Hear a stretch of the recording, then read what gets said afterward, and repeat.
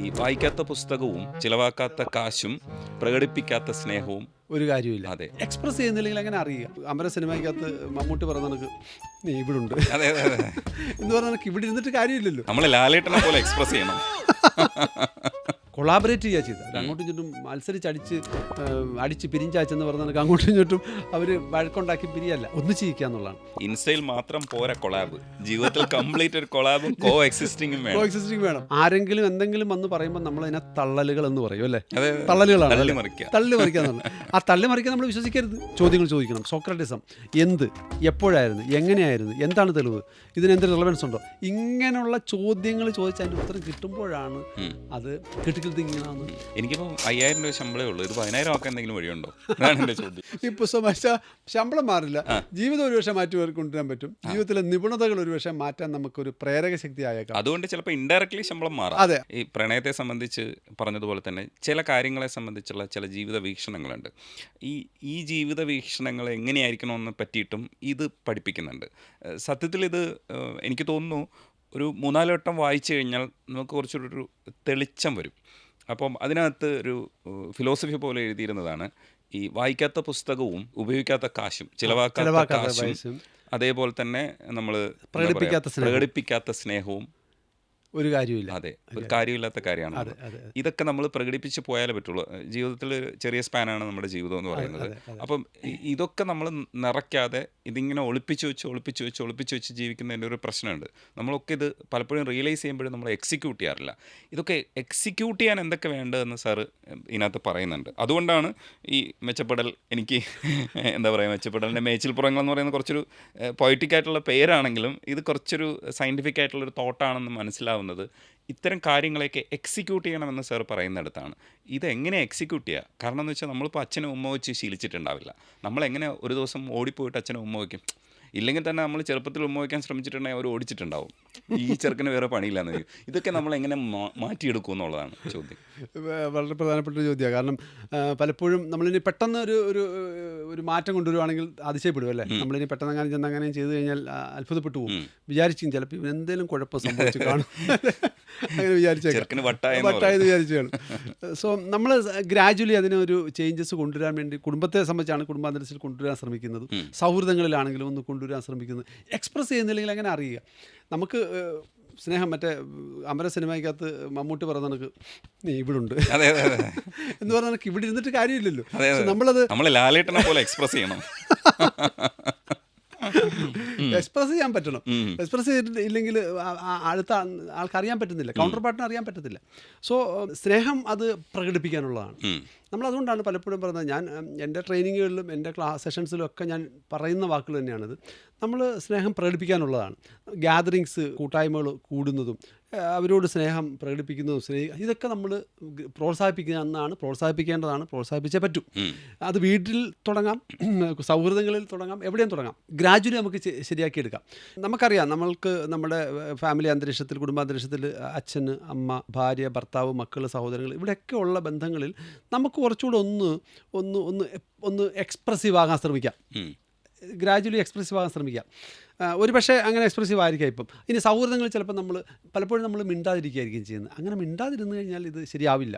അതുകൊണ്ടാണ് പ്രകടിപ്പിക്കാത്ത സ്നേഹവും വായിക്കാത്ത പുസ്തകവും ചെലവഴിക്കാത്ത പണവും കൊണ്ട് പ്രയോജനമില്ലെന്ന് പറയുന്നത്. ചിലരെ സംബന്ധിച്ച്, ഞാൻ എല്ലായിടും അല്ല, ചില കേസുകളിൽ ധാരാളം പണം സമ്പാദിക്കുന്ന വ്യക്തികളുണ്ട്. നല്ലതാണ്, പണം സമ്പാദിക്കുക എന്ന് പറയുന്ന ഒരു കഴിവ് തന്നെയാണ്, വേണ്ടതാണ്. പണമില്ലാതൊന്നും നടക്കത്തില്ല. പക്ഷേ ഇതിങ്ങനെ സമ്പാദിച്ച് കൂട്ടി വെക്കുന്ന ഇതുവരെയായിട്ടും ലോകത്തിൻ്റെ മറ്റൊരു ഭാഗങ്ങൾ കണ്ടിട്ട് പോലുമില്ല. ലോകത്തിൽ നമുക്ക് കാണാൻ ഒത്തിരി കാര്യങ്ങൾ കാണാനുണ്ട്. ലോകത്തിലെ പല രാഷ്ട്രങ്ങളുണ്ട്, പല സംസ്കാരങ്ങളുണ്ട്, പലതും കാണാനും അനുഭവിക്കാനൊക്കെ ഉണ്ടല്ലേ. അപ്പോൾ ഇത് ഇങ്ങനെ പൈസ കൂട്ടി വെച്ചിട്ട് ഇതൊന്നും കാണാതെ കുറച്ച് നാൾ കഴിഞ്ഞ് ഇവിടുന്ന് വില പറഞ്ഞു പോയിട്ട് എന്തെങ്കിലും കാര്യമുണ്ടോ? ഇല്ല. സോ അതുകൊണ്ട് ആവശ്യത്തിന് നമ്മൾ ജീവിതം കാണുക, ആസ്വദിക്കുക, ഇതൊക്കെ വേണ്ടതാണ് ശരിക്കും. അതൊക്കെയാണ് വേണ്ടതല്ലേ. അതിൻ്റെ കൂട്ടത്തിൽ സാർ ചിരിയെക്കുറിച്ച് ഭയങ്കര സ്ട്രെസ് ചെയ്ത് പറഞ്ഞിട്ടുണ്ട്. ചിരി സ്ട്രെസ് കുറയ്ക്കുന്ന ഒരു പരിപാടിയാണ്. തീർച്ചയായും അതിനൊരു സ്ട്രെസ് കൊടുത്തിട്ടുണ്ട്. അപ്പോൾ ഈ ചിരി ഉണ്ടാക്കുന്ന ഒരു ഹോർമോൺസ് ഇല്ലെങ്കിൽ ന്യൂറോ ട്രാൻസ്മിറ്ററുകളൊക്കെ ഉണ്ട്. അത് നമ്മുടെ സ്ട്രെസ്സിനെ സ്വാഭാവികമായി കുറയ്ക്കുമെന്നാണ്. സയൻറ്റിഫിക്കലി ഈ ചിരിയെ എങ്ങനെയാണ് നമുക്ക് ഗുണകരമാകുന്നതെന്ന് പറയുമോ? ഞാൻ പറഞ്ഞില്ല, സ്ട്രെസ്സ് നമുക്ക് ലൈഫ് ലോങ് ആണ് അല്ലേ, പലപ്പോഴും നമുക്കുണ്ടാകും. ആ സ്ട്രെസ്സിനെ കുറയ്ക്കാൻ ചിരി സഹായിക്കുന്നു എന്നുള്ളതാണ്. നമ്മുടെ ആയുസ് ദൈർഘ്യം കൂട്ടാൻ ചിരി സഹായിക്കുന്നു എന്നാണ് പറയുന്നത്. നമ്മൾക്ക് മറ്റുള്ളവരായിട്ട് ഇടപെടുമ്പം നമ്മൾക്ക് ചിരിച്ച മുഖമായിരിക്കും നമ്മൾ ഓർക്കുന്നത് അല്ലേ, അല്ലാതെ നമ്മളെ വ്യസനിപ്പിക്കുന്ന മുഖമല്ല. സോ ചിരി എപ്പോഴും എപ്പോഴും നമ്മൾക്കൊരു എനർജിയാണ്, ഒരു ശക്തിയാണ്. അത് നമ്മളുടെ സ്ട്രെസ്സിനെ കുറയ്ക്കാൻ വേണ്ടി സ്ട്രെസ് ഹോർമോൺസിനെ കില്ല് ചെയ്യുക, സ്ട്രെസ് ഹോർമോൺ ഇല്ലാതാക്കാനായിട്ട് ചിരി സഹായിക്കുന്നു എന്നാണ് പറയുന്നത്. അതുമായിട്ട് ബന്ധപ്പെട്ടുള്ള കുറച്ച് പഠനങ്ങളുമുണ്ട്. നമ്മൾ അതിൻ്റെ പഠനങ്ങൾ കുറച്ച് റെഫറൻസ് ചെയ്തിട്ടുണ്ട്. അങ്ങനെയുള്ള ചില കാര്യങ്ങൾ നമ്മൾ എന്തിനാണ് അങ്ങനെ കൊടുക്കുന്നത് ചോദിച്ചു കഴിഞ്ഞാൽ അതിൻ്റെ ഒരു എവിഡൻസ് കൊടുക്കുന്ന രീതിയിലാണ്. കുറച്ച് ശാസ്ത്രീയത എന്ന് പറയുന്ന സംഭവം ഉണ്ടല്ലോ. ഞാൻ പലപ്പോഴും ട്രെയിനിങ്ങിൽ ചോദിക്കുന്നതാണ്, വാട്ട് ഈസ് സയൻസ് എന്ന് ചോദിക്കും, എന്താണ് ശാസ്ത്രം എന്ന് ചോദിക്കും. പെട്ടെന്ന് ചോദിക്കുമ്പോൾ ആൾക്കാർക്കൊരു മടി, എന്താണെന്ന് പറയാൻ പറ്റുന്നില്ല. അപ്പം ഞാൻ അതിനെ കൊടുക്കുന്ന വേർഷൻ ഇങ്ങനെയാണ്. ശാസ്ത്രത്തിന് പല രീതിയിൽ നമുക്കതിനെ പറയാം. എന്താണ് ശാസ്ത്രം എന്ന് ചോദിച്ചാൽ പല ആൻസറുണ്ട്, പല ഡെഫിനിഷൻസ് ഉണ്ട്. സോ നമ്മൾ എംഫസൈസ് ചെയ്യുന്ന, നമ്മൾ കൂടുതൽ പ്രാധാന്യം കൊടുക്കുന്ന ഡെഫിനിഷൻ ഇതാണ്: തെളിവുള്ളതിനെ ശാസ്ത്രം എന്ന് പറയുന്നു അല്ലേ, തെളിവുള്ളതിനെ ശാസ്ത്രം എന്ന് പറയുന്നത്, വിത്ത് എവിഡൻസ്, തെളിവുള്ളതിന്. അപ്പോൾ അതാണ് നമ്മളെ തെളിവ് കൊടുക്കുന്നത്. ഈ ചിരി കൊണ്ട് ഇന്ന പ്രയോജനം ഉണ്ടെന്നുള്ള പഠനങ്ങളുടെ പിൻബലം, അല്ലെങ്കിൽ ഗ്രാറ്റിറ്റ്യൂഡ് അതിന് ഇന്ന പ്രയോജനം ഉണ്ടെന്നുള്ള പഠനങ്ങളുടെ പിൻബലം, അതാണ് നമ്മൾ അതിൻ്റെ കുറച്ചെണ്ണമാണെങ്കിൽ കൊടുത്തത്. എല്ലാം കൂടെ കൊടുക്കാൻ പറ്റത്തില്ല, ചെറിയൊരു വസ്തുവല്ല. അപ്പോൾ മാത്രമല്ല അത് കോംപ്ലിക്കേറ്റ് ആവുന്നുണ്ട്, അധികം കൊടുത്തില്ല. പക്ഷേ ഞാൻ പറഞ്ഞു വരുന്നത് ഇതൊക്കെ ശാസ്ത്രീയമാണ്, കാരണം തെളിവുള്ളതാണ്. പുസ്തകത്തിൽ ഇൻസ്പയറിംഗ് സ്റ്റോറീസ് ഉൾപ്പെടുത്താൻ ശ്രമിച്ചിട്ടുണ്ട്. പലയിടത്തും ഇപ്പോൾ ഓഷോ കഥകൾ പോലെയുള്ള കഥകളും ഒക്കെ പറഞ്ഞിട്ട് നമ്മളെ ചിരിപ്പിക്കുന്നുണ്ട്. ഇപ്പോൾ ഇടയ്ക്കൊക്കെ കഥ പറയുമെന്ന് ഞാൻ പ്രതീക്ഷിക്കുന്നുണ്ട് കേട്ടോ. അപ്പോൾ യഥാർത്ഥത്തിൽ ചില ആൾക്കാരുടെ ജീവിതം കേൾക്കുന്ന സമയത്ത് നമുക്ക് മനസ്സിലാവും, അവർ പോയ വഴി നോക്കുമ്പോൾ നമുക്കിപ്പോൾ സ്റ്റീവ് ജോബ്സിൻ്റെ കാര്യം പറഞ്ഞപ്പോൾ ആപ്പിളിൽ നിന്ന് പോയിട്ട് തിരിച്ചു വന്നിട്ട് ആപ്പിളിനെ ഉയർത്തുന്നൊരു സംഗതിയുണ്ട്. ഈ കഥകളൊക്കെ ഇപ്പോൾ സാറ് ഇത് ആവർത്തിച്ച് പറഞ്ഞാലും ഞാൻ കേട്ടുകൊണ്ടിരിക്കും.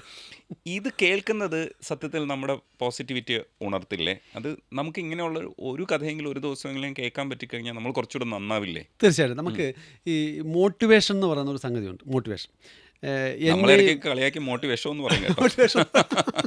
മോട്ടിവേഷൻ മാത്രമായിട്ട് ഇങ്ങനെ മോട്ടിവേഷൻ പറഞ്ഞാൽ മാത്രമാകുമ്പോഴാണ് പ്രശ്നം. പക്ഷേ നമ്മളുടെ ലൈഫിൽ നമ്മൾ ഏത് രംഗത്തായിക്കോട്ടെ, ആ രംഗത്ത് നമ്മൾക്ക് ചിലപ്പോഴെങ്കിലും നമ്മൾ മനുഷ്യനാണ്. ഇപ്പോൾ മനുഷ്യനെ സംബന്ധിച്ചോളം ഈ ഒരു സ്റ്റാറ്റിക്കായിട്ട് നിൽക്കത്തില്ല. നമ്മളെപ്പോഴും ഇങ്ങനെ 100% പോസിറ്റിവിറ്റി അല്ലെ 100 അങ്ങനെയല്ല നമ്മൾ നിൽക്കുന്നത്. നമ്മൾ പല സാഹചര്യങ്ങളായിട്ട് ഇടപെടുമ്പോഴും നമ്മൾക്ക് പല വിചാരങ്ങൾ വന്ന് വേറൊന്ന് വന്ന് മറ്റൊന്ന് അങ്ങനെ പോയിക്കൊണ്ടിരിക്കുന്നതാണ് ലൈഫ്. അപ്പോൾ അവിടെ നമ്മുടെ മോട്ടിവേഷൻ പലപ്പോഴും ഡൗൺ ആയി പോകുമ്പോൾ ഏത് രംഗത്താണ് നമ്മളുണ്ടെങ്കിലും അവിടെ നമുക്ക് പ്രശ്നം ഉണ്ടാകാൻ സാധ്യതയുണ്ട്. അപ്പോൾ മോട്ടിവേഷൻ എനിക്കും രജനീഷിനും ആവശ്യമാണ്, എല്ലാവർക്കും ആവശ്യമാണ് അല്ലേ. അപ്പം ഇടയ്ക്കിടയ്ക്ക് മോട്ടിവേറ്റ് നമ്മളെ ചെയ്യാൻ പലപ്പോഴും നമുക്ക് പല രീതിയിൽ മോട്ടിവേഷൻ കിട്ടും. ഇപ്പോൾ ചിലരെ സംബന്ധിച്ചോളം അവരുടെ മോട്ടിവേഷൻ എന്ന് പറയുന്നത് ഒരു പക്ഷേ ഏതെങ്കിലും സുഹൃത്തുക്കളായിരിക്കാം. ചിലർ പറയുന്നത് നമ്മളെ വല്ലാതെ കളിയാക്കുന്നത്, അത് ചിലർക്ക് മോട്ടിവേഷനാണ്. അവരെ വല്ലാതെ നാണം കെടുത്തുന്നത്, അത് എല്ലാവർക്കും മോട്ടിവേഷനാണ്. അതിനെ മറികടക്കാൻ വേണ്ടി അവർ ഏതറ്റം വരെയും പോകും. കഠിനമായിട്ട് അധ്വാനിച്ച് ഇപ്പോൾ ഒരു കുട്ടിയെടുത്ത് പറയാണ്, നിന്നെ കൊണ്ടൊന്നും നടക്കത്തില്ല, നീ പഠിച്ചാൽ ഒന്നും ജയിക്കത്തില്ല. അവൻ അത് വാശിയായിട്ട് എടുക്കുകയാണ്. എന്നാൽ ഒന്ന് കാണിച്ചു കൊടുത്തിട്ടേ ഉള്ളൂ. അതൊരു മോട്ടിവേഷനാണ്. അവനിരുന്ന് കുത്തിയിരുന്ന് പഠിച്ച് ടൈം ടേബിൾ ഉണ്ടാക്കി കൃത്യമായിട്ട് പഠിച്ചാൽ മാർക്ക് മേടിക്കുന്നു. ഇതൊരു മോട്ടിവേഷനാണ്. അപ്പോൾ എങ്ങനെയാണ് മോട്ടിവേഷൻ കിട്ടുന്നതെന്ന് ചോദിച്ചു കഴിഞ്ഞാൽ ഓരോ വ്യക്തിയും ഡിപ്പെൻഡാണ്, ഓരോ വ്യക്തിയുടെ രീതിയിലാണ്. ചിലപ്പോൾ മാതാപിതാക്കൾ പറയുന്നവർക്ക് ഒരു മോട്ടിവേഷൻ ആകാം. സാധാരണ രീതിയിൽ വീടുകളിൽ മാതാപിതാക്കൾ പറയുന്നത് ആർക്കും ഇഷ്ടമില്ലാത്ത ദേശമാണ് മാതാപിതാക്കൾ പറയുന്നത് അല്ലേ. നാട്ടുകാർക്കും ആൾക്കാർക്കൊക്കെ ഇഷ്ടമില്ലാത്ത ദേശം, അതേത് ദേശമാണ്? ആ ദേശത്തിൻ്റെ പേരാണ് ഉപദേശം. അപ്പോൾ ഈ ഉപദേശം കൊടുത്തു കഴിഞ്ഞാൽ പിള്ളേർക്ക് ഇഷ്ടമില്ല, പിള്ളേർക്കെന്നല്ല. അപ്പം ഞാൻ ഈ പേരൻസിനൊക്കെ ക്ലാസ് എടുക്കുമ്പോൾ ചോദിക്കാറുണ്ട്, പിള്ളേർക്ക് ഇഷ്ടമല്ല, ഇനി നിങ്ങൾക്ക് ഇഷ്ടമാണോ ഉപദേശിക്കുന്നത്? ഇല്ല, എനിക്കിഷ്ടമല്ല, രജനീഷ് ഇഷ്ടമല്ല, ആർക്കും ഇഷ്ടമല്ല. സോ അവിടെയാണ് നമ്മൾ മോട്ടിവേഷൻ ആർക്ക് എങ്ങനെയെന്നുള്ളത്. ഓരോരുത്തർക്കും ഓരോ രീതിയിലാണ് മോട്ടിവേറ്റഡ് ആകുന്നത്. ചിലർക്ക് ചില കാര്യങ്ങൾ കാണുമ്പോൾ മോട്ടിവേറ്റഡ് ആവും, ചിലർക്ക് മറ്റു ചില സൗഹൃദങ്ങൾ പറയുന്ന മോട്ടിവേറ്റഡ് ആവും, ചിലർക്ക് പുസ്തകങ്ങൾ മോട്ടിവേറ്റഡ് ആവും, ചിലർക്ക് സക്സസ് സ്റ്റോറീസ് മോട്ടിവേഷൻ ആകാം. ഒരു സ്റ്റോറി പറയൂ സാറേ, ഒരു സക്സസ് സ്റ്റോറി. സ്റ്റീവ് ജോബ്സിന്റെ കഥ തന്നെ പറഞ്ഞാൽ രസമായിരിക്കും കേൾക്കാൻ. പ്രധാനമായിട്ടും പറയുന്ന അദ്ദേഹം കമ്പനി സ്ഥാപിച്ചു, അത് തുടങ്ങി, അതൊരു സക്സസ് ആയതിനു ശേഷം കുറച്ച് പ്രോബ്ലമായിട്ട് അദ്ദേഹം പോയി, അവിടെ നിന്ന് വേർപിരിയേണ്ട അവസ്ഥ വന്നു. എന്നിട്ട് അദ്ദേഹം പോയി കഴിഞ്ഞ് മറ്റൊരു കമ്പനി സ്ഥാപിച്ചു. അപ്പോൾ ആ കമ്പനി അദ്ദേഹത്തിൻ്റെ പ്രത്യേകത, അദ്ദേഹം അദ്ദേഹം തൊടുന്നതെല്ലാം പൊന്നാക്കുക എന്ന് പറയുന്നതാണ് കാണാം. അവിടെ ചെന്ന് കഴിഞ്ഞപ്പോൾ അദ്ദേഹം അവിടെ അടിപൊളിയായിട്ട് സംഭവം സക്സസ് ആക്കി. അപ്പോൾ ഈ കമ്പനി, പഴയ കമ്പനി ആപ്പാട് കുളമായി, പ്രശ്നമായി. അപ്പോൾ അവർക്ക് എങ്ങനെയെങ്കിലും സ്റ്റീവ് ജോബ്സിനെ കൊണ്ടുവന്നേ പറ്റത്തുള്ളൂ. അങ്ങനെ അദ്ദേഹത്തിൻ്റെ ആ പ്രസൻറ്റിലുണ്ടായിരുന്ന കമ്പനി ഇവർ വിലയ്ക്ക് വാങ്ങുകയും സ്റ്റീവ് ജോബ്സിൻ്റെ സർവീസ് പ്രയോജനപ്പെടുത്തുകയും അങ്ങനെ ആപ്പിൾ വികസിക്കുകയും ലോകത്തിൽ കംപ്ലീറ്റ് ആകുകയും ചെയ്തു. മൈക്രോസോഫ്റ്റുമായിട്ട് വരെ അദ്ദേഹം അതുമായിട്ട് യോജിച്ച് പ്രവർത്തിക്കുക. അതാണ് കൊളാബറേഷൻ. നമ്മൾ ഇന്നത്തെ ചർച്ച ചെയ്യപ്പെടുന്ന വലിയൊരു സംഭവമാണ് കൊളാബറേഷൻ. കോമ്പറ്റീഷൻ മാറി കൊളാബറേഷൻ ആകുക. ഇപ്പോൾ ബിസിനസ് ലോകത്തൊക്കെ ഇന്ന് നടക്കുന്ന അങ്ങനെ ഒരു സംഭവം അല്ലേ. ഞാനിപ്പോൾ ഒരു ജേക്കോം എന്ന് പറയുന്ന ഒരു ബിസിനസ് കമ്മ്യൂണിറ്റിയുടെ ഒരു കോച്ചാണ്, പാലപ്പുഴ അതിൻ്റെ ഒരു കോച്ചാണ്. JCI, ജൂനിയർ ചേംബർ ഇൻ്റർനാഷണലിൻ്റെ 124 രാഷ്ട്രങ്ങളിലേറെ വ്യാപിച്ചു കിടക്കുന്ന ഒരു സംഘടനയാണ് JCI. അപ്പോൾ അതിൻ്റെ ഒരു നാഷണൽ ട്രെയിനറും അതിൻ്റെ ഓത്തറും ഒക്കെയാണ് ഞാൻ. അങ്ങനത്തെ ഒരു പൊസിഷൻ അല്ലെ, അങ്ങനത്തെ ഒരു സ്ഥാനം എല്ലാവരും കിട്ടുന്നതല്ല. കുറച്ച് ക്വാളിഫിക്കേഷൻ പ്രോഗ്രാമിലൂടെയൊക്കെ ആണ് നമുക്കത് കിട്ടുന്നത്. അതായത് എല്ലാവരെയും പാസ്സാക്കത്തില്ല. അങ്ങനെ കുറച്ച് അസൈൻമെൻറ്റ്സും കാര്യങ്ങളൊക്കെ ചെയ്ത് അങ്ങനെ വരുന്നതാണത്. അപ്പോൾ നമ്മളവിടെ ചെയ്യുന്നത് കോമ്പറ്റീഷൻ മാറ്റി കൊളാബറേഷൻ.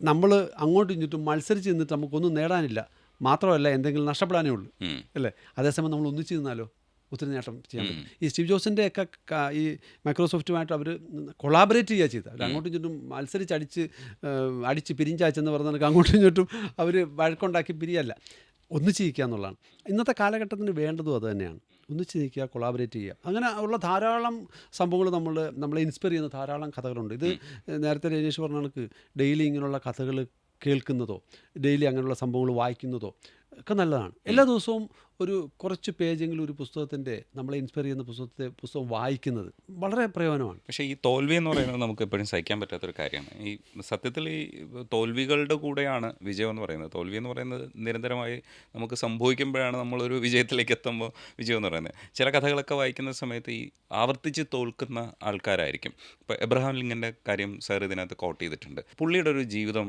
സാർ ഒന്ന് പറയൂ. അത് മറ്റുള്ളവർക്ക് ഇൻസ്പിറേഷനാണ്, എനിക്കത് വായിച്ചപ്പോൾ ഇൻസ്പിറേഷനാണ്, കേൾക്കാൻ ഇഷ്ടമാണ്. എബ്രഹാം ലിങ്കൻ്റെ സ്റ്റോറി നമ്മൾ വായിച്ചു കഴിഞ്ഞാൽ അത് എല്ലാവർക്കും ഒരു പ്രചോദനകരമായ കാര്യം. കാരണം അദ്ദേഹത്തിൻ്റെ വളരെ യങ്ങായിട്ടുള്ള സമയത്ത് അദ്ദേഹത്തിൻ്റെ കാമുകി മരിക്കുന്നു. അതിനുശേഷം അദ്ദേഹത്തിൻ്റെ പരാജയങ്ങളുടെ ഒരു നീണ്ട നിര തന്നെയാണ്. പരാജയങ്ങളുടെ ഒരു നീണ്ട നിര, ഇങ്ങനെ ഒന്നിനു പുറകെ മറ്റൊന്നായിട്ട് പരാജയങ്ങൾ മാത്രം. സോ ആ ഒരു സ്റ്റേജിലൊക്കെ നമ്മൾ ആലോചിക്കുക, അങ്ങനെ ഒരു സ്റ്റേജിൽ പലപ്പോഴും പലരും പിൻവാങ്ങും അല്ലേ. പക്ഷേ അദ്ദേഹം പിന്നീട് ഓരോ സ്റ്റേജിലും മുന്നോട്ട് നോക്കി അവസാനം ഇന്ന് ലോകത്തിൽ നമുക്ക് ഏറ്റവും നല്ലൊരു പൊസിഷൻ എന്ന് പറയുന്ന അമേരിക്കൻ പ്രസിഡന്റ് പദവി, ട്രംപൊക്കെ ഉള്ളപ്പോൾ അങ്ങനെ പറയാൻ പറ്റുമെന്ന് അറിയത്തില്ല, എന്നിരുന്നാലും ലോകത്തിന് തന്നെ ഏറ്റവും നല്ലൊരു പൊസിഷൻ. അപ്പോൾ ആ പൊസിഷൻ അദ്ദേഹം സ്വന്തമാക്കി. പരാജയങ്ങളിൽ നിന്ന് പരാജയത്തിൻ്റെ പടുകുഴിയിലേക്ക് വീണ്ടും മുന്നോട്ട് പോകുമ്പോഴും എവിടെയെങ്കിലും എന്നെങ്കിലും ഒരു വിജയമുണ്ടാവും. അതാണ് വിക്ടർ ഫ്രാങ്ക്ലിൻ്റെ കഥ. അത് വേറെ ഒന്നത്തിനകത്ത് പറഞ്ഞിട്ടുണ്ട്. ലോഗോതെറാപ്പി എന്ന സംഭവം കൊണ്ടുവന്ന ആളാണ്. നാസി ജർമ്മനിയുടെ അതിക്രൂരമായ മർദ്ദനത്തിന് വിധേയനായ ഒരു വ്യക്തിയാണ്. അദ്ദേഹത്തിൻ്റെ ഭാര്യയും അദ്ദേഹത്തിൻ്റെ അമ്മയും സഹോദരങ്ങളൊക്കെ പിടിച്ചുകൊണ്ട് പോയി. അവിടെ ക്യാമ്പിൽ എന്താണ് ഇല്ലാത്തതെന്ന് ചോദിച്ചാൽ മതി, അത്രയ്ക്ക് ക്രൂരതയാണ് അവിടെ നടക്കുന്നത് അല്ലേ. പല രീതിയിലുള്ള ക്രൂരത, ബലാത്സംഗങ്ങൾ, പല കാര്യങ്ങളാണ്. അപ്പോൾ അവിടെയൊക്കെ അദ്ദേഹത്തിൻ്റെ അമ്മയും സഹോദരിയൊക്കെ മരിച്ചു. ആ ഒരു ദുർഘടമായ അവസ്ഥയിൽ പോലും അദ്ദേഹം ചിന്തിക്കുന്നത്, അദ്ദേഹം ഒരു ഡോക്ടറായിരുന്നു, അപ്പോൾ കൂടെയുള്ളവർക്ക് പറ്റുന്നവരെയൊക്കെ സഹായിക്കാൻ അദ്ദേഹം ശ്രമിച്ചു. ഏത് സാഹചര്യങ്ങൾ, അത്രമേ സങ്കീർണമായ സാഹചര്യത്തിൽ പോലും അദ്ദേഹം ചിന്തിക്കുന്നത് എപ്പോഴെങ്കിലും ഒരു നല്ല കാലം എനിക്ക് വരും, അല്ലെങ്കിൽ ഇതിനൊരു അർത്ഥമുണ്ട്. അതിനെ ബേസ് ചെയ്യാൻ അദ്ദേഹം ലോഗോതെറാപ്പി കണ്ടുപിടിക്കുന്നത്. അപ്പം അതിനുശേഷം അദ്ദേഹം പുറത്തു വരികയും ലോഗോതെറാപ്പി ഡെവലപ്പ് ചെയ്യും. അങ്ങനെ മനഃശാസ്ത്ര ലോകത്തിൽ ഒത്തിരി അംഗീകാരം കിട്ടുകയും ചെയ്തു. ഞാൻ പറഞ്ഞു വരുന്നത്, ഏത് പ്രതിസന്ധിയിലും നമ്മൾക്ക് ഉള്ളിൻ്റെ ഉള്ളിൽ ഒരു പ്രതീക്ഷ, ഞാൻ വിജയിക്കും, അല്ലെങ്കിൽ ഞാൻ ഇനി ഇതിനെ മറികടക്കും.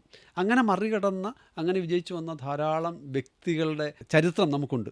അവരുടെ ചരിത്രം നമ്മുടെ മുന്നിൽ നിൽപ്പുണ്ട്, നമ്മളെ പ്രചോദിപ്പിക്കാൻ വേണ്ടി. തീർച്ചയായിട്ടും നമ്മൾ അങ്ങനെയുള്ള കാര്യങ്ങൾ അറിഞ്ഞിരിക്കുക എന്നുള്ളതാണ്. പിന്നെ പരാജയങ്ങളെ പറ്റി പറയുമ്പോൾ തീർച്ചയായിട്ടും പരാജയങ്ങൾ എല്ലാവരുടെയും ലൈഫിലുണ്ട് അല്ലേ. എല്ലാവരുടെ ലൈഫിൽ പരാജയങ്ങൾ പല പ്രാവശ്യം വീണിട്ടാണ് നമ്മൾ നടക്കാൻ പഠിക്കുന്നത്. നമ്മൾ ആദ്യമായിട്ട് എണീറ്റ ഉടനെ എന്നാൽ നടന്നേക്കാം എന്ന് പറഞ്ഞ് നടന്നു പോവുമല്ല അല്ലേ. നമ്മൾ പല പ്രാവശ്യം എണീക്കാൻ ശ്രമിച്ചു, ഇരുന്നിട്ട് എണീക്കാൻ ശ്രമിച്ചു, വീണ്, അങ്ങനെയാണ് സംഭവിക്കുന്നത്. സോ ഇത് ജീവിതത്തിൻ്റെ ഭാഗമാണ് എന്ന രീതിയിൽ നമ്മൾ മനസ്സിലാക്കുമ്പോഴാണ് ജീവിതത്തെ കൂടുതൽ അടുത്തറിയാൻ പറ്റുന്നത്. ശുഭാപ്തി വിശ്വാസം എന്ന് പറയുന്ന വാക്ക് എനിക്ക് പലപ്പോഴും എനിക്കത്ര ദഹിക്കാത്തൊരു വാക്കാണ്. പക്ഷേ സാറ് ക്രിട്ടിക്കൽ തിങ്കിങ് കൂടെ ചേർത്ത് പറയുമ്പോൾ അങ്ങനെ വിശ്വസിക്കുന്നതിൽ തെറ്റില്ല എന്ന് തോന്നുന്നു. ഈ രണ്ട് വാക്കുകൾ തമ്മിൽ ചെറിയൊരു കോൺട്രഡിക്ഷൻ ഉണ്ട്. പക്ഷേ എന്നാൽ ക്രിട്ടിക്കലി നമ്മൾ ശുഭാപ്തി വിശ്വാസത്തിലേക്ക് എത്താം. നമ്മളെ അനലൈസ് ചെയ്തുകൊണ്ട് ഓരോ സ്റ്റെപ്പ് നമ്മൾ വിഭാവനം ചെയ്യുന്ന അർത്ഥത്തിൽ എനിക്കിഷ്ടമാണത് അങ്ങനെ കാണാൻ. കാരണം അപ്പോൾ നമ്മുടെ ബലഹീനതകളും നമ്മൾ പഠിച്ചിട്ടാണ് പോണത്. അപ്പോൾ അവിടെ നമ്മൾ ജയിക്കുമെന്ന് വിശ്വസിക്കുന്നത് ശരിയാണ്. ഇതെങ്ങനെയാണ് ഈ നമ്മുടെ പഴയ ശുഭാപ്തി വിശ്വാസം എന്നൊരു വാക്കിനെ പുതിയ കാലഘട്ടത്തെ എങ്ങനെ പ്ലേസ് ചെയ്യാൻ പറ്റും? നമുക്കതിനകത്ത് ഈ സോക്രാറ്റിസം എന്ന് പറയുന്ന ഒരു വേർഡ് നമുക്ക് അറിഞ്ഞിരിക്കുന്നതല്ല, പക്ഷേ കേട്ടിട്ടുണ്ട്, അങ്ങനെ വേർഡ് കേട്ടിട്ടുണ്ട്, സോക്രാറ്റിസം. സോക്രറ്റിസം എന്ന് പറയുന്നത് സോക്രട്ടീസുമായിട്ട് ബന്ധപ്പെട്ടുള്ള കാര്യമാണ്. അദ്ദേഹത്തിൻ്റെ കാര്യമാണ് സോക്രട്ടീസുമായിട്ട് ബന്ധപ്പെട്ടുള്ള കാര്യം സോക്രറ്റിസം. ഇത്രേ ഉള്ളൂ. അദ്ദേഹം നമ്മൾ ചെന്ന് ഒരു കാര്യം പറയുകയാണെങ്കിൽ അദ്ദേഹം ചോദിക്കുന്നത് ചോദ്യം എന്തിന്, എന്തുകൊണ്ട്, എങ്ങനെയായിരുന്നു, ആര്, ഇങ്ങനെ ചോദ്യങ്ങൾ ചോദിക്കുക. അതാണ് സോക്രാറ്റിസം. ഇത് ഞങ്ങൾ പഠിച്ചിട്ടുണ്ട്. 5 ഡബ്ല്യൂസ് നമ്മൾ അതെ, 5 വൈഫും ഒരു ഹസ്ബൻഡും. സോ നമ്മൾ അങ്ങനെ ചോദ്യങ്ങൾ ചോദിക്കുമ്പോൾ അതിന് കൃത്യമായ മറുപടി വരുമ്പോൾ അത് ക്രിട്ടിക്കൽ തിങ്കിങ് ആയി. ആരെങ്കിലും എന്തെങ്കിലും വന്ന് പറയുമ്പോൾ നമ്മൾ അതിനെ തള്ളലുകൾ എന്ന് പറയും, അല്ലേ? തള്ളലുകളാണ്, തള്ളി മറിക്കുക എന്നുള്ളത്. ആ തള്ളി മറിക്കാൻ നമ്മൾ വിശ്വസിക്കാൻ പാടില്ല. പിന്നെന്ത് ചെയ്യണം? ചോദ്യങ്ങൾ ചോദിക്കണം. സോക്രാറ്റിസം എപ്പോഴായിരുന്നു, എങ്ങനെയായിരുന്നു, എന്താണ് തെളിവ്, ഇതിനെന്ത് റിലവൻസ് ഉണ്ടോ, ഇങ്ങനെയുള്ള ചോദ്യങ്ങൾ ചോദിച്ച് അതിൻ്റെ ഉത്തരം കിട്ടുമ്പോഴാണ് അത് ക്രിട്ടിക്കൽ തിങ്കിങ് ആകുന്നത്. അങ്ങനെ ക്രിട്ടിക്കൽ തിങ്കർ ആകണം ഞാനും രജനീഷും നമ്മളെല്ലാവരും. എന്നാൽ മാത്രമേ നമ്മൾക്ക് ഇവിടെ മാന്യമായിട്ട് യൂസ് ചെയ്യാൻ പറ്റത്തുള്ളൂ. അല്ലെന്നുണ്ടെങ്കിൽ നമ്മളെ ആരെങ്കിലും എപ്പോൾ പറ്റിച്ചെന്ന് ചോദിച്ചാൽ മതി. ഞങ്ങളൊരു ന്യൂസിൽ റിയാലിറ്റി ഷോ ചെയ്യുമ്പോൾ ഈ 5 ഡബ്ല്യൂസ് ഒക്കെ അതിനകത്ത് ഉണ്ടാവും. അവസാനം ശശികുമാർ സാർ അതിൻ്റെ ഒരു ജഡ്ജായിരുന്നു, ഏഷ്യാനെറ്റ് ശശികുമാർ സാറ് ചോദിക്കും, അവസാനം ചോദിക്കും സോ വാട്ടെന്ന് ചോദിക്കും. അപ്പോൾ വീണ്ടും പണി അതുകൊണ്ട് അപ്പോൾ വീണ്ടും സാറിൻ്റെ മുമ്പിലേക്ക് ഇത് കൊണ്ടുപോകാൻ വേണ്ടിയിട്ട് നമുക്ക് അത്രയും പ്രിപ്പറേഷൻ വേണമെന്ന് പറയും പോലെ ക്രിട്ടിക്കൽ തിങ്കിങ് സത്യത്തിൽ നമ്മുടെ ഒരു ലോജിക്കൽ തിങ്കിങ് ആണ്. ആ ലോജിക്കൽ തിങ്കിങ് ഈ ശുഭാപ്തി വിശ്വാസത്തെ കൂട്ടുകയല്ലേ ചെയ്യുള്ളൂ. നമ്മൾ ഈ എന്തും ചുമ്മാതെ അന്ധമായിട്ട് ഇങ്ങനെ അത് സംഭവിക്കും എന്ന് പറയുന്നിടത്തല്ല. നമ്മൾ ക്രിട്ടിക്കൽ തിങ്കിങ്ങോടുകൂടി കാര്യങ്ങൾ കാണുന്നു. പക്ഷേ ശുഭാപ്തി വിശ്വാസം എന്ന് പറയുന്നത് പലതും ജീവിതത്തിൽ പലതും അനിശ്ചിതത്വമാണ്. Uncertainty is a part of life, അല്ലേ? നമുക്ക് ജീവിതത്തിൻ്റെ ഭാഗമാണ് അനിശ്ചിതത്വം. നമുക്കറിയത്തില്ല നാളെ എന്ത് സംഭവിക്കുന്ന പല കാര്യങ്ങളും. അവിടെ നമ്മൾ എനിക്ക് എന്താണെങ്കിലും ശരി മോശമേ വരത്തുള്ളൂ എന്ന് ചിന്തിക്കുന്ന സ്ഥാനത്ത് എനിക്ക് നല്ലത് വരും എന്ന് ചിന്തിക്കുന്നതല്ലേ നല്ലത്. ഇപ്പം ഞാൻ നാളുകളിൽ നമുക്ക് എന്ത് സംഭവിക്കാം, അല്ലേ? പക്ഷേ എനിക്ക് മോശം സംഭവിക്കത്തുള്ളൂ എന്ന് ചിന്തിക്കുമ്പോഴുണ്ടാകുന്ന നമ്മുടെ ശാരീരിക മാനസിക അവസ്ഥയും നല്ലത് വരുമെന്ന് ചിന്തിക്കുമ്പോഴുണ്ടാകുന്ന അവസ്ഥയും വ്യത്യാസമാണല്ലോ. അപ്പം അതുകൊണ്ട് നല്ലത് വരും, നല്ലത് സംഭവിക്കും എന്നുള്ള ഒരു, മാത്രമല്ല ഈ പെസിമിസ്റ്റ് എന്നാണ് നമ്മൾ പറയുന്നത്, അശുഭ വിശ്വാസി, അത് ശരിക്കും നമ്മളെ തളർത്തുന്നതാണ്, മോശം വരും, നമ്മളെ തളർത്തുന്നതാണ്. അപ്പോൾ അതുകൊണ്ട് നമ്മൾ ശുഭാപ്തി വിശ്വാസി ആയിരിക്കണം എന്നുള്ളതാണ്. എന്ന് പറഞ്ഞതിൻ്റെ അർത്ഥം നമ്മൾ ആരെന്ത് പറഞ്ഞാലും വിശ്വസിക്കണമെന്നല്ല. അതിനാണ് നമ്മൾ ക്രിട്ടിക്കൽ തിങ്കിങ് എന്ന് പറയുന്ന ഒരു ലൈഫ് സ്കിൽസ് തന്നെ പറയുന്നത്. അത് വേണ്ടതാണ്. അതാണ് സോക്രാറ്റിസം എന്ന് പറയുന്ന സംഭവം നമ്മൾ എടുത്തെടുത്ത് പറയുന്നത്. ഈ ചുരുക്കത്തിൽ പറഞ്ഞാൽ നമ്മളിപ്പോൾ പുസ്തകത്തിൽ കുറേ സാങ്കേതിക സംജ്ഞകളൊക്കെ ഉണ്ട്, പക്ഷേ അതൊക്കെ ലളിതമായി സാർ പറഞ്ഞു തന്നിട്ടുണ്ട്. പക്ഷേ എങ്കിലും നമുക്കിപ്പോൾ ചിലതൊക്കെ നമ്മൾ എളുപ്പത്തിൽ ക്രിയേറ്റ് ചെയ്യാമെന്ന് പറയില്ലേ, അതേപോലെ ചോദിച്ചു കഴിഞ്ഞാൽ പെട്ടെന്ന് നമ്പർ ഇട്ടൊരു 10 എണ്ണം നമ്മൾ നാളെ മുതൽ ചെയ്ത് കഴിഞ്ഞാൽ നമ്മൾ കുറച്ചുകൂടെ ബ്രൈറ്റ് ആയിട്ടുള്ള ഒരു ഫ്യൂച്ചറിലേക്ക് പോകുന്ന വിശ്വസിക്കാൻ ഇഷ്ടമുള്ള ആൾക്കാരാണ് നമ്മളൊക്കെ. ഇതിനൊക്കെ ക്യാപ്സ്യൂൾ പരുവത്തിൽ കിട്ടുക എന്ന് പറയും. അതുകൊണ്ട് ഞാനും ചോദിക്കുക, ഇത് ക്യാപ്സ്യൂളാക്കി പറഞ്ഞാൽ നമ്മൾ ഓർഡറിൽ പറഞ്ഞു കഴിഞ്ഞാൽ എത്ര എണ്ണം ചെയ്ത് കഴിഞ്ഞാൽ നമുക്കത് ഒരു അടുത്തൊരു സ്റ്റെപ്പ് എടുക്കാൻ പറ്റും? ജീവിത നിമിഷതകൾ WHO പറഞ്ഞിരിക്കുന്ന 10 എണ്ണമാണ്. വേൾഡ് ഹെൽത്ത് ഓർഗനൈസേഷൻ പറഞ്ഞിരിക്കുന്നത്. 1 സെൽഫ് അവയർനെസ്, സ്വയാവബോധം. 2 എമ്പതി, തന്മയീഭാവം. 3 എഫക്റ്റീവ് കമ്മ്യൂണിക്കേഷൻ, നല്ലപോലെ ആശയവിനിമയം നടത്താനുള്ള കഴിവ്. 4 ഇൻ്റർപേഴ്സണൽ സ്കിൽ, മറ്റുള്ളവരുമായിട്ടുള്ള ബന്ധം. 5 പ്രോബ്ലം സോൾവിങ്, പ്രശ്നപരിഹാരം. 6 ഡിസിഷൻ മേക്കിംഗ്, തീരുമാനമെടുക്കാനുള്ള കഴിവ്. 7 ക്രിട്ടിക്കൽ തിങ്കിങ്, അതായത് വിമർശനാത്മകമായിട്ട് ചിന്തിക്കാൻ പറ്റുക. 8 ക്രിയേറ്റീവ് തിങ്കിങ് എന്ന് പറയുന്നത് സൃഷ്ടിപരമായിട്ടുള്ള ചിന്തകൾ. 9 കോപ്പിംഗ് വിത്ത് ഇമോഷൻ, വികാരങ്ങളെ കൈകാര്യം ചെയ്യാൻ പഠിക്കുക. 10 കോപ്പിംഗ് വിത്ത് സ്ട്രെസ്സിനെ മാനേജ് ചെയ്യാൻ പറ്റുക. ഈ 10 കാര്യം ഉണ്ടെങ്കിൽ നിങ്ങൾ രക്ഷപ്പെട്ടു കേട്ടോ. പക്ഷേ ഈ 10 കാര്യം പഠിച്ചെടുക്കാൻ ഇത് എളുപ്പത്തിൽ പറഞ്ഞു വന്നേ ഉള്ളൂ. സർ, അതിനിടയ്ക്ക് ഒരു കാര്യം കൂടെ ചോദിക്കാൻ വിട്ടുപോയത്, എമ്പതിയെക്കുറിച്ച് സംസാരിക്കുമ്പോൾ മിറർ ന്യൂറോൺസിനെ കുറിച്ച് എസ് രാമചന്ദ്രൻ സാറിൻ്റെ പുസ്തകം ഞാൻ വായിച്ചിട്ട് ടെൽ ബ്രെയിനകത്താണ് മിറർ ന്യൂറോൺസിനെ കുറിച്ച് പറയാൻ. ശരിക്കും അത് പ്രോപ്പർ സയൻസായി മാറിയോന്ന് എനിക്കറിഞ്ഞൂടാ. അന്നൊരു ആശയം എന്നുള്ള അർത്ഥത്തിലാണ് സാർ മുമ്പോട്ട് വെച്ചിരുന്നത്. പക്ഷേ എമ്പതി എന്ന് പറയുന്നത് ആ വാക്ക് എങ്ങനെയാണ് ഡിഫൈൻ ചെയ്യുക? എമ്പതിയെക്കുറിച്ച് സംസാരിക്കുക സർ. എമ്പതി നമ്മൾ പറയുന്നത്, ഉദാഹരണത്തിന് നമുക്ക് പറയുകയാണെന്നുണ്ടെങ്കിൽ നമ്മുടെ മുന്നിലേക്കൊരു വലത് കൈ നഷ്ടപ്പെട്ട ഒരു വ്യക്തി വരികയാണ്. അപ്പോൾ നമ്മൾ ആ മനുഷ്യനെ നോക്കിയിട്ട് പറയുകയാണ്, പാവം, കഷ്ടം. ഇതിനെ നമ്മൾ സിമ്പതി എന്ന് പറയുന്നത്, സഹതാപം. എന്നാൽ നമ്മൾ ആ വ്യക്തിയെ നോക്കിയിട്ട് നമ്മൾ വിചാരിക്കുകയാണ്, എൻ്റെ വലത് കൈയാണ് നഷ്ടപ്പെട്ടിരുന്നത്, എങ്ങനെ ഞാൻ ജീവിച്ചേനെ, ഞാൻ എങ്ങനെ ബസ്സിലോട്ട് ഇങ്ങനെ വന്നേനെ, എങ്ങനെ ഞാൻ ഭക്ഷണം കഴിച്ചേനെ. അങ്ങനെ ആ അവസ്ഥയിലേക്ക് ചിന്തിക്കുമ്പോൾ അതിനെ വിളിക്കുന്ന പേരാണ് തന്മയീഭാവം അല്ലെങ്കിൽ എമ്പതി. അതുണ്ടാകുന്നത് ശാസ്ത്രീയമായിട്ട് പറയുന്നത് മിറർ ന്യൂറോൺ, ദർപ്പണ കോശങ്ങൾ, നമ്മുടെ ന്യൂറോൺസ് ന്യൂറോൺസ് എന്ന് പറയുന്നത് തലയിലെ കോശങ്ങൾ, മസ്തിഷ്കത്തിലെ കോശങ്ങളാണ് നമ്മൾ ന്യൂറോൺസ് എന്ന് പറയുന്നത്. ആ കോശങ്ങളിൽ ദർപ്പണ കോശങ്ങളുടെ പ്രവർത്തന ഫലമായിട്ടാണ് എമ്പതി ഉണ്ടാകുന്നതാണ് പറയുന്നത്, തന്മയഭാവം. അപ്പോൾ അതിനകത്ത് പറയുന്നത് ഈ ജയിലുകളിൽ നടത്തിയ പഠനം കാണിക്കുന്നത് അവിടെ കഴിയുന്നവർക്ക്, ജയിൽ അന്തേവാസികൾക്ക്, അവർക്ക് മിറർ ന്യൂറോൺസ് വർക്ക് ചെയ്യുന്നില്ല, തന്മയഭാവം കുറവാണെന്ന് പറയുന്നത്. അപ്പോൾ മിറർ ന്യൂറോൺസ് കൃത്യമായിട്ട് വർക്ക് ചെയ്യുമ്പോഴാണ് തന്മയഭാവം ഉണ്ടാകുന്നത്. അപ്പോൾ തന്മയഭാവം വേണമെന്ന് ചോദിച്ചു കഴിഞ്ഞാൽ വേണം, അല്ലെങ്കിൽ ഞാൻ എൻ്റെ കൂടെയുള്ളവരെ എന്തും ചെയ്യും. കാരണം എനിക്ക് അവരോട് യാതൊരുവിധ അനുകമ്പയില്ല, സ്നേഹമില്ല. സോ അങ്ങനൊരു സംഭവം നമുക്ക് വേണം. അതുകൊണ്ടാണ് സ്കിൽ, അതും വീണ്ടും പറയുന്ന സ്കില്ലാണ്, നമുക്ക് ഡെവലപ്പ് ചെയ്യാൻ പറ്റുന്നതാണ്. അതൊരു കോ എക്സിസ്റ്റിങ്ങുമായി ബന്ധപ്പെട്ടൊരു കാര്യമാണ്. തീർച്ചയായിട്ടും സർവൈവലിന് ആവശ്യമാണ്. നമ്മളുടെ കൂടെയുള്ളവരെ നമ്മൾ ഒരു തന്മയഭാവത്തോടുകൂടി കാണാൻ പറ്റുക. ഈ സമൂഹത്തിൽ ജീവിക്കണമെന്നുണ്ടെങ്കിൽ അത് വേണം. അതല്ലാന്നുണ്ടെങ്കിൽ നമ്മൾ മറ്റുള്ളവരെ കൊല്ലാനോ ഇല്ലാതാക്കാനോ ശ്രമിക്കും. സോ അങ്ങനെയല്ല തന്മയഭാവം എന്ന് പറയുന്നത്. അതുകൊണ്ടാണ് സ്കില്ല് നമുക്ക് ജീവിച്ചു പോകാൻ ഇവിടെ അത്യാവശ്യമാണെന്ന് നമ്മൾ പറയുന്നത്. ഈ ലൈഫ് സ്കിൽസ് മെച്ചപ്പെടുത്താമെന്നൊക്കെ പറഞ്ഞു. ഇത് ഈ പുസ്തകം വായിച്ച് മെച്ചപ്പെടുത്തുകയാണോ? ഇപ്പോൾ ഈ പുസ്തകം എല്ലായിടത്തും ഞാൻ പറയട്ടെ, ഈ പുസ്തകം വായിച്ച് കഴിഞ്ഞാൽ നിങ്ങൾ രക്ഷപ്പെടുമെന്ന് പറയാൻ പറ്റുമോ? അതെ, ഇനി സാറിപ്പോൾ സാറിൻ്റെ അടുത്തൊക്കെ വന്നിട്ട് നമ്മൾ കുറേ നേരം സംസാരിച്ച് ഇതെങ്ങനെ എക്സിക്യൂട്ട് ചെയ്യാമെന്നുള്ളത് പഠിക്കേണ്ടി വരുമോ? നമുക്കിതിനകത്ത് പല കാര്യങ്ങളും പ്രായോഗികമായിട്ട് ചെയ്യാൻ പറ്റും. ഇപ്പോൾ നമുക്ക് ഇപ്പോൾ ഉദാഹരണമായിട്ട് മൈൻഡ്ഫുൾനെസ് എന്ന് പറയുന്ന പ്രാക്ടീസ് ചെയ്ത് കഴിഞ്ഞാൽ നമുക്കത് പ്രാക്ടീസ് ചെയ്യുമ്പോൾ നമുക്ക് ഒത്തിരി പ്രയോജനങ്ങൾ പറയുന്നുണ്ട്. അത് ശാസ്ത്രീയമാണ്, അത് തെളിയിക്കപ്പെട്ടിട്ടുള്ളതാണ്. പല പ്രയോജനങ്ങളാണ് പറയുന്നത്. അതിനകത്ത് പറയുന്ന പല കാര്യങ്ങളും അത് പ്രാക്ടീസ് ചെയ്യുമ്പോൾ, സ്ഥിരമായിട്ട് നമുക്ക് പ്രാക്ടീസ് ചെയ്യുമ്പോൾ പറയുന്ന ഒന്ന് രണ്ട് കാര്യങ്ങൾ ഞാൻ പറയാം. ഒരു കാര്യം, നമ്മുടെ തലച്ചോറിലെ പ്രീ ഫ്രണ്ടൽ കോർട്ടക്സിൻ്റെ തിക്നെസ് വർദ്ധിക്കും എന്ന് പറയുന്നു. എന്ന് പറഞ്ഞു കഴിഞ്ഞാൽ നമുക്ക് തീരുമാനമെടുക്കാനുള്ള കഴിവ്, നമുക്ക് കാര്യങ്ങളെ കൃത്യതയോടെ കാണാനുള്ള കഴിവ്. സോ അതിന് കൂടുതൽ വ്യക്തത വരുന്നു, കൂടുതൽ അത് ശക്തമാകുന്നു എന്നുള്ളതാണ് എൻ്റെ അർത്ഥം. പിന്നെ നമ്മുടെ ഇമോഷണൽ ആയിട്ടുള്ള സംഭവങ്ങളിരിക്കുന്ന ഫിയർ സെൻറ്റർ എന്ന് പറയുന്നതാണ് അമിഗ്ദല. അപ്പോൾ അതിൻ്റെ തിക്നെസ് കുറയുമെന്ന് പറയുന്നു. എന്ന് പറഞ്ഞാൽ അതിൻ്റെ അർത്ഥം നമുക്ക് കുറച്ചുകൂടെ വികാരങ്ങളെ കൈകാര്യം ചെയ്യാൻ, ഭയത്തെ കൈകാര്യം ചെയ്യാൻ കുറച്ചുകൂടെ ബെറ്ററായിട്ട് സാധിക്കുന്നു. ഒരുപക്ഷെ ഇമോഷണൽ ഔട്ട്ബേസ്റ്റൊക്കെ ഉണ്ടാക്കുന്ന കുറച്ചുകൂടെ വൈകാരിക പ്രക്ഷുബ്ധാവസ്ഥയൊക്കെ കുറയ്ക്കാൻ ഈ പ്രാക്ടീസസ് നമ്മളെ സഹായിക്കുന്നു, ഈ മൈൻഡ്ഫുൾനെസ് പ്രാക്ടീസ്.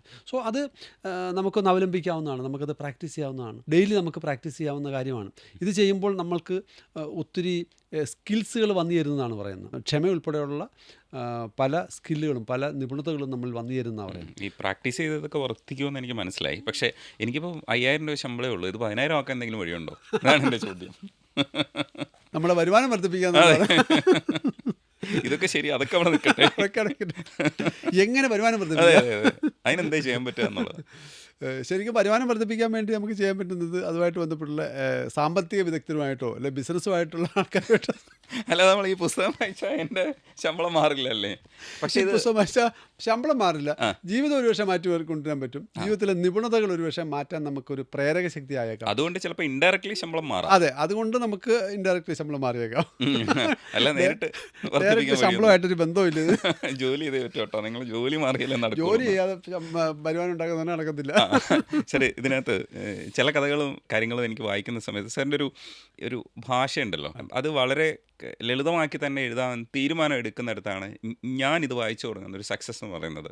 പക്ഷേ ലളിതമാക്കണം എന്ന് പറഞ്ഞു കഴിഞ്ഞാൽ അങ്ങനെ ലളിതമാവില്ലല്ലോ. ഇപ്പോൾ സാറ് സംസാരിക്കുന്നതിൽ ചില വാക്കുകളൊക്കെ ഉപയോഗിക്കുമ്പോൾ അയ്യോ ഇത്ര ലളിതമല്ലല്ലോ, ഇതിനകത്ത് എഴുതിയതുപോലെ അല്ലല്ലോ, കുറച്ചുകൂടെ സംസാരിക്കുമ്പോൾ അത്തരം ഭാഷ ഉപയോഗിക്കുന്നുണ്ട്. അപ്പോൾ ഈ എഴുത്തിൽ ഇങ്ങനെ ആ ഭാഷയിൽ തന്നെ നിൽക്കാൻ പറ്റിയത് എന്തുകൊണ്ടാണ് എന്നുള്ളത്. പുസ്തകങ്ങൾ പൊതുവെ ആൾക്കാർക്ക് ഇഷ്ടമല്ല, പുസ്തക വായന കുറഞ്ഞു, അങ്ങനെ ഒത്തിരി പറയുന്നുണ്ട്. പക്ഷേ പുസ്തകങ്ങൾ ഒത്തിരി വായിക്കുന്നതും നമ്മൾ കേൾക്കുന്നുണ്ട് അല്ലേ? അതെ, ഒരുപാട് ബെസ്റ്റ് സെല്ലേഴ്സ് ഇപ്പോഴും ഉണ്ടാവുന്നുണ്ട്. ബെസ്റ്റ് സെല്ലേഴ്സൊക്കെ ഉണ്ട്, ഒത്തിരി ബുക്കുകൾ പോകുന്നുണ്ട്, ഒക്കെ ശരിയാണ്.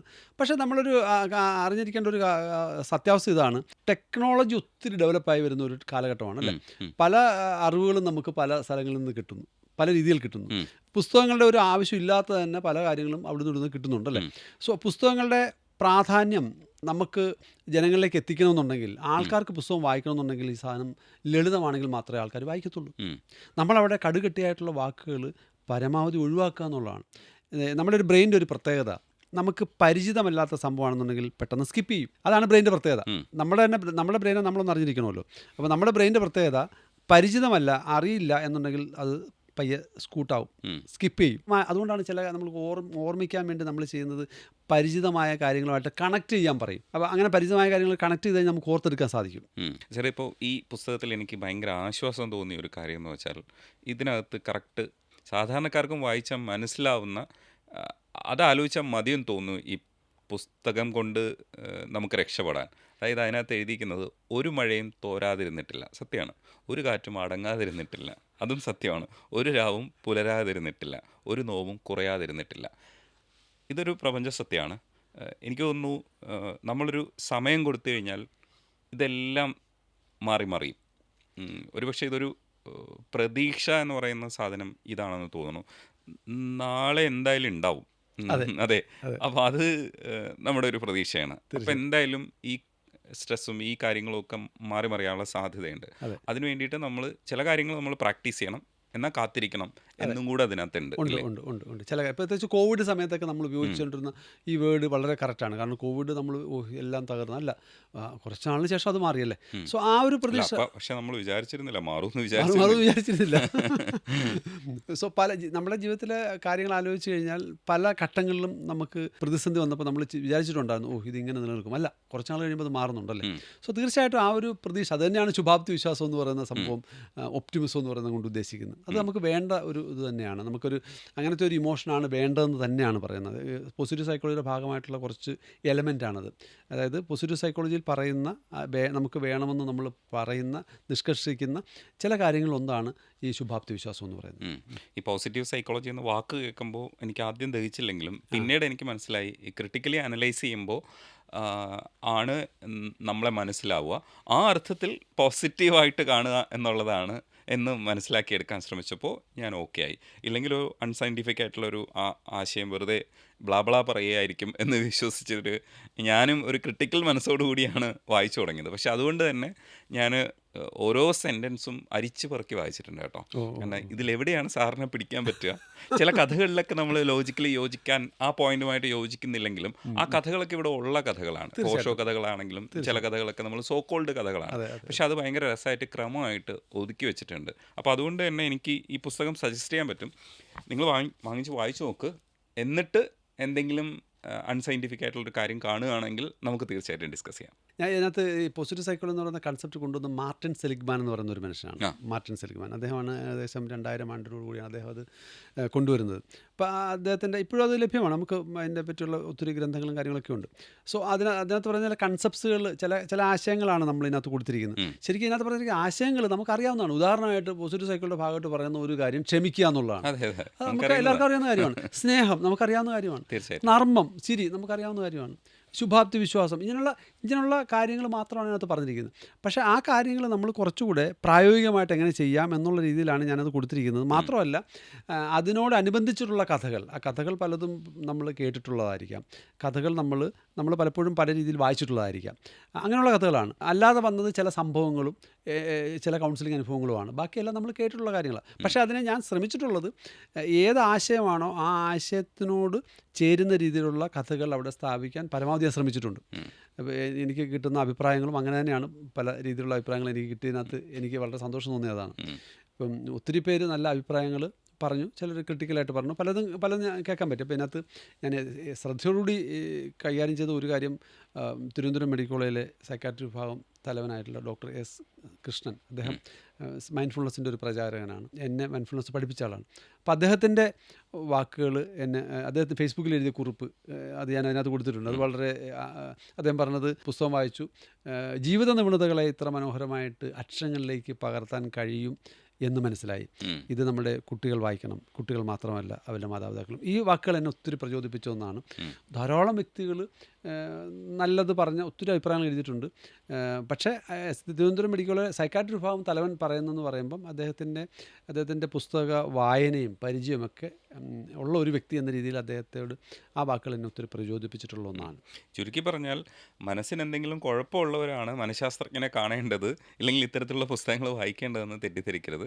നമ്മുടെ മനസ്സ് എന്താണെന്ന് മനസ്സിലാക്കി നമുക്ക് അടുത്ത സ്റ്റെപ്പിലേക്ക് പോകാൻ വേണ്ടിയിട്ട് വളരെ ലളിതമായ കാര്യങ്ങൾ, ശാസ്ത്രീയമായ കാര്യങ്ങൾ വളരെ ലളിതമായി പറഞ്ഞു തരുന്നു എന്നുള്ള എനിക്കിത് വായിച്ചപ്പോൾ മനസ്സിലായത്. അതുകൊണ്ട് നിങ്ങൾ ഒരു തവണ വായിച്ചു നോക്കിയിട്ട് നിങ്ങൾക്ക് ഗുണപ്പെടാത്ത ഒന്നുമില്ല എന്ന് പറയുകയാണെങ്കിൽ എനിക്ക് തോന്നുന്നു എങ്കിൽ നമുക്ക് സംസാരിക്കാം. എനിക്ക് അങ്ങനെയാണ് പറയാൻ തോന്നുന്നത്.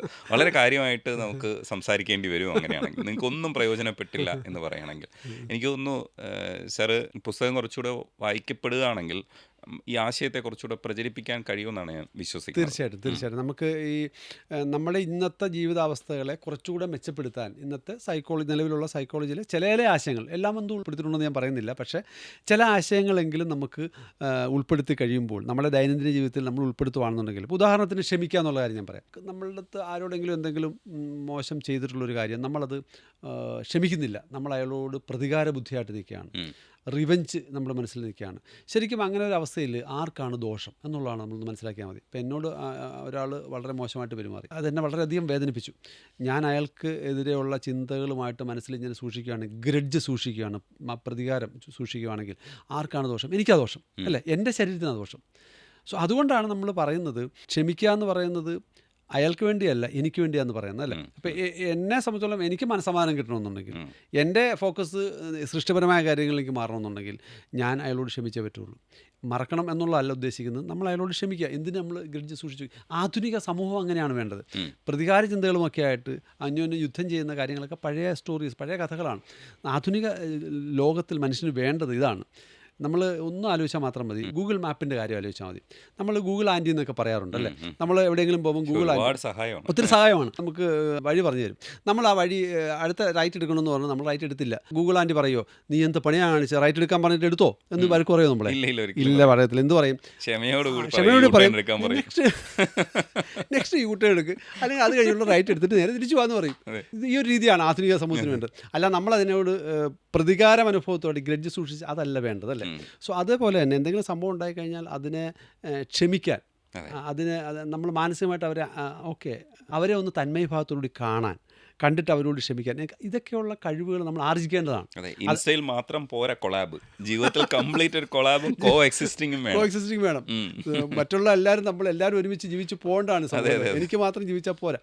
അപ്പോൾ അങ്ങനെയുള്ളൊരു കൊളാബറേഷൻ വേണം. മാത്രമല്ല ഈ ക്ഷമ എന്ന് പറയുന്ന സംഭവം, കാരണം ഒത്തിരി കേസസ് നമ്മൾ കാണുമ്പോൾ നമുക്ക് മനസ്സിലാവുന്നത് ഈ ക്ഷമയുടെ അഭാവമാണ്. ഫാമിലി ലൈഫിലും ഇപ്പോൾ ദമ്പതികളുടെ കൗൺസിലിംഗ് ഒക്കെ ചെയ്യാറുണ്ട്, മറ്റുള്ള കൗൺസിലിംഗ്. അപ്പോൾ അവിടെയൊക്കെ കാണുന്ന വലിയൊരു പ്രശ്നമാണ് ഈ ക്ഷമയില്ലായ്മ. അതുകൊണ്ടുണ്ടാകുന്ന പലതരത്തിലുള്ള ഞാൻ ഒരിക്കലും ക്ഷമിക്കില്ല, അങ്ങനെയുള്ള ഞാൻ ഒരിക്കലും എനിക്ക് ക്ഷമിക്കാൻ പറ്റത്തില്ല. സോ അത് മാറുന്നെങ്കിൽ ജീവിതം മാറി മറിയോ എന്നുള്ളതാണ് സത്യം. സോ അങ്ങനെയുള്ള കാര്യങ്ങളൊക്കെയാണ് നമുക്ക് അത്യാവശ്യം. ക്ഷമയോടുകൂടി കേട്ടതിന് നിങ്ങൾക്ക് വേറെ അതെ, ഇത്രയും നേരം എന്നെ സഹിച്ചതിനും ക്ഷമിച്ചതിനുമുള്ള പ്രത്യേകം നന്ദിയാണ്. ഈ ഇത്ര സമയം ക്ഷമയോട് കേട്ടിരുന്നല്ലോ, അതിന് നിങ്ങളെ പ്രത്യേകം അഭിനന്ദിക്കുകയും. ഇത്രയും കേട്ടിട്ടുണ്ടെങ്കിൽ നിങ്ങൾക്ക് ക്ഷമയുണ്ടെന്നാണ്. അതെ, ഇനി എന്തായാലും വിജയിക്കും, എന്തായാലും ജീവിതത്തിൽ വിജയിച്ചിരിക്കും. കാരണം ഇത്രയും കേട്ടല്ലോ, ഇതിനും വലിയ കത്തികൾ അല്ലേ, സ്വപ്നങ്ങളിൽ മാത്രം. അതെ, നന്ദിയുണ്ട് സംസാരിക്കാൻ കഴിഞ്ഞാൽ. അതിലപ്പുറം എനിക്ക് പുസ്തകം ലളിതമായി എഴുതിയതിന്, അതുകൊണ്ട് ഒത്തിരി പ്രാവശ്യം പറഞ്ഞത്, അതിനൊരു താങ്ക്സ് ഉണ്ട്. Thank you so much sir. Thank you.